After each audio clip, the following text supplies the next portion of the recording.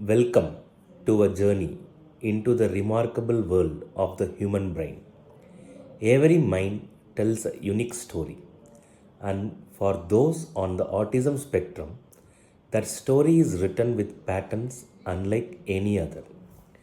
Today, in our episode on neuroplasticity and autism, we uncover how the brain's incredible ability to adapt and rewire itself can help us understand autism better, nurture strengths, unlock potential, and supports growth throughout life. What is autism? Autism is not a disease, rather, it is a difference in how the brain works, shaping how an individual communicates, interacts, and experiences the world. People with autism are considered neurodivergent, meaning their brains process information in ways that may differ from what is typically expected. Autism is a spectrum, meaning there is a wide range of abilities, strengths, and challenges. Some autistic individuals live independently and thrive in their personal and professional lives, while others may require lifelong care and support.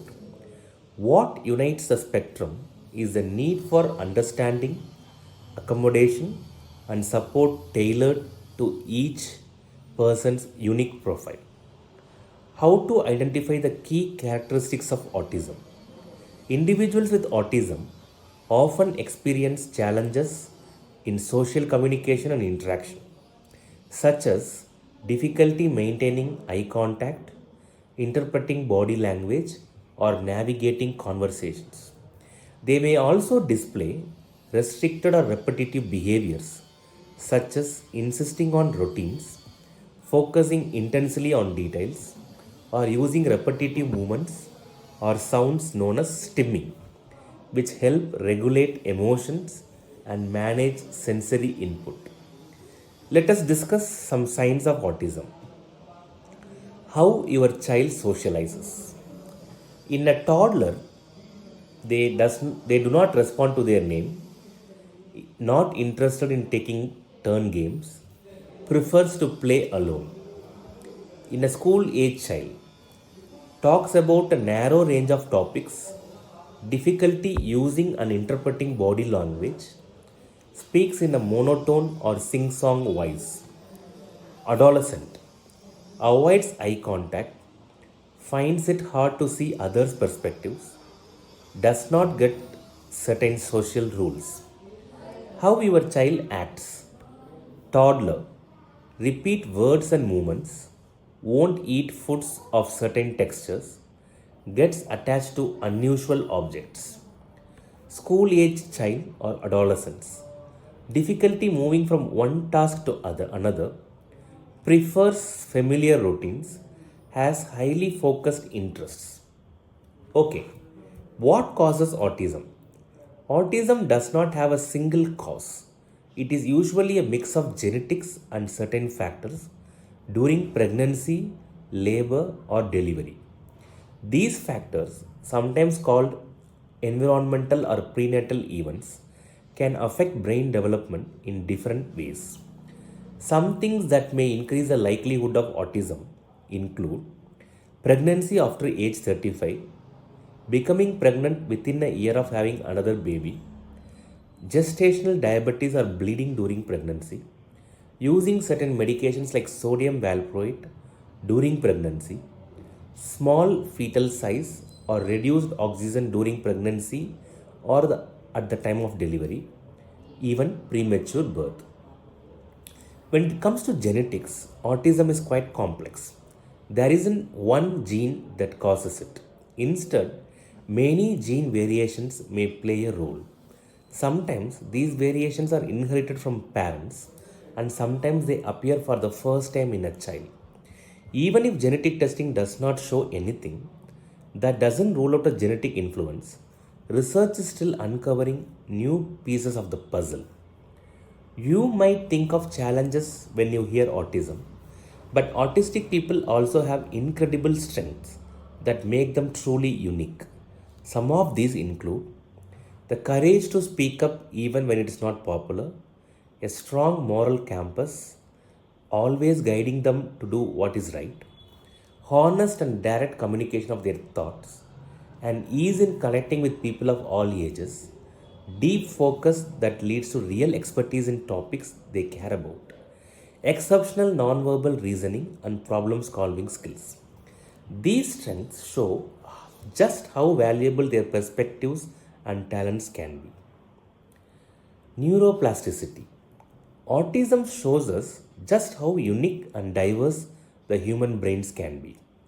But what is truly fascinating is that the brain is not set in stone, it's constantly evolving.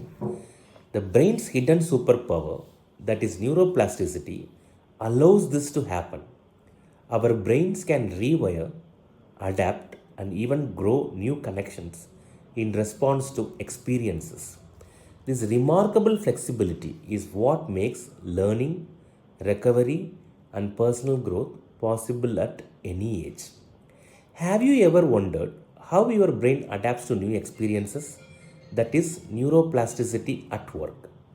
Neuroplasticity is the brain's amazing ability to change, reorganize, and even grow new connections in response to what we do, learn, or experience.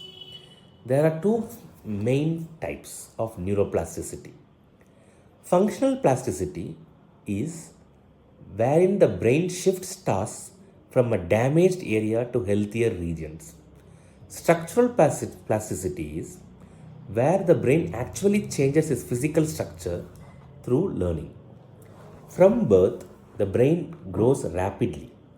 Each neuron starts with around 2500 synapses, tiny gaps where messages pass between nerve cells. By age 3, that number jumps humongously to 15,000. As we grow, some connections strengthen while others fade away. This process is called as synaptic pruning. More a connection is used, the stronger it becomes. Those rarely used may disappear. This constant rewiring lets the brain to adapt to new experiences, learn new skills, and recover from injuries. In short, your brain is not fixed, it's flexible, dynamic, and always learning. Isn't just a term, it's brain's incredible ability to adapt change throughout life. This flexibility comes with many benefits: learning new skills and knowledge, enhancing existing abilities, recovering from stroke or brain injuries, strengthening areas where function has declined, boosting overall brain fitness. Neuroplasticity has a few key characteristics. Age and environment play a key role. Young brains are especially sensitive to experiences, but adult brains can adapt to. Genetics also interact with life experiences to shape how the brain changes. It's an ongoing process. Brain cells, not just neurons, adapt through learning, memory, and even recovery from injury. For example, after a stroke, healthy parts of the brain can sometimes take over lost functions, helping abilities to return. However, the brain isn't infinitely flexible. Certain areas control critical functions like movement, language, and cognition. Damage to these critical regions can cause lasting permanent deficits because some abilities cannot be completely reassigned to other areas. How to improve neuroplasticity? The brain's ability to adapt and change does not stop at childhood. It can be strengthened at any age. Here are some proven ways to boost neuroplasticity. Enrich your environment. Challenging your brain with new experiences sparks growth. Learn a new language. Play a new instrument. Create some art. Read or travel to new places. Novelty and focus help new connections. Get plenty of rest. Sleep isn't just for feeling refreshed, it strengthens connections between neurons, supports learning and memory. Maintaining a consistent sleep schedule and a restful environment is key. Exercise regularly. Physical activity promotes neurons, encourages the growth of new ones, and boosts brain proteins like BDNF that support learning and motor skills.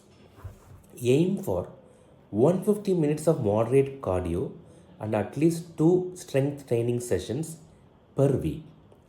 Practice mindfulness. Paying attention to the present moment without judgment improves attention, awareness, and overall brain flexibility. Play games, board games, card games, and even video games can stimulate the brain and enhance neuroplasticity. By incorporating these healthy habits, the brain can continue to grow, adapt, and stay sharp throughout life. Now that we understand what neuroplasticity is, it is important to look at how it functions in individuals with autism spectrum disorder. Research has shown that in people with autism, neuroplasticity tends to be reduced or altered, especially in how the brain's neural functions, connections form, adapt, and communicate. This means that the typical processes of strengthening and pruning neural pathways, those that shape how we learn, process emotions, and respond to the environment, can occur differently in autistic individuals. Research indicates that individuals with ASD frequently show reduced or altered neuroplasticity.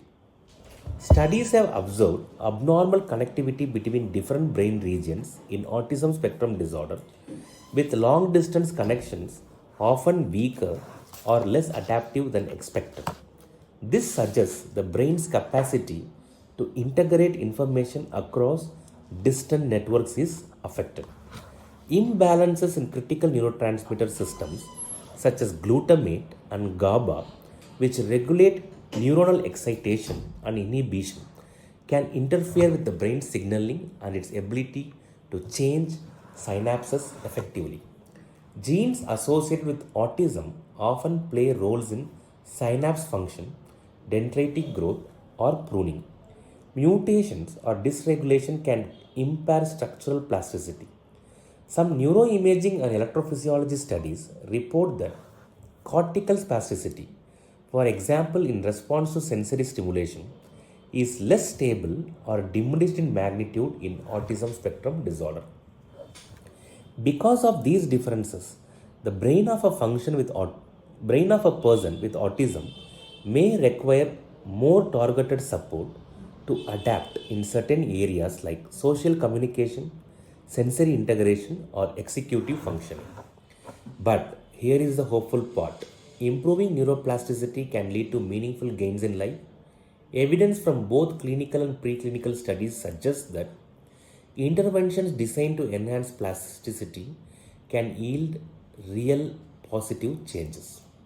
Non pharmacological rehabilitative interventions such as behavioral therapies, sensory integration, structured training have been shown to induce measurable changes in neural circuits and increase functional connectivity in target regions. In autism populations, therapies grounded in neuroplasticity principles such as sensory therapy, music therapy, or integrative therapies are associated with improvements in sensory regulation, social communication, and adaptive functioning. Emerging neuromodulation techniques, for example, repetitive transcranial magnetic stimulation or RTMS, are being studied as a way to normalize or stabilize atypical plasticity in children with autism. Some studies report improvements in connectivity and symptom measures after stimulation. Early intervention is especially powerful. When therapies begin in early childhood, the brain is more responsive to change and the outcomes tend to be stronger. Neuroplasticity is often reduced or atypical in autism, but it is not absent. When we intentionally nurture plasticity through therapies, enriched environments, targeted training, and possible neuromodulation, we help the autistic brains to grow, strengthen, and connect better. Autism gives us a remarkable window into the diversity of the human brain. Individuals on the spectrum process information differently, interact with the world uniquely, and develop their own strengths and challenges. But what makes this truly fascinating is how neuroplasticity plays a role in autism. Neuroplasticity also helps explain the strengths we see in autistic individuals, the remarkable focus, problem solving skills, and creativity, often linked to autism, may reflect neural pathways that have been reinforced through repeated engagement and intense interest in certain areas. By recognizing and nurturing these strengths, caregivers, educators, and society can help autistic individuals not only overcome challenges but also flourish.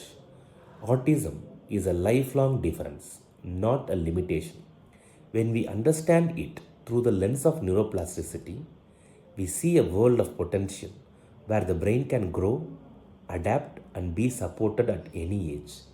With awareness, empathy, and targeted support, autistic children can continue to learn, thrive, and contribute in extraordinary ways. Embracing neuroplasticity in autism reminds us that growth is always possible and every brain has the capacity to adapt, strengthen, and shine. Thank you very much.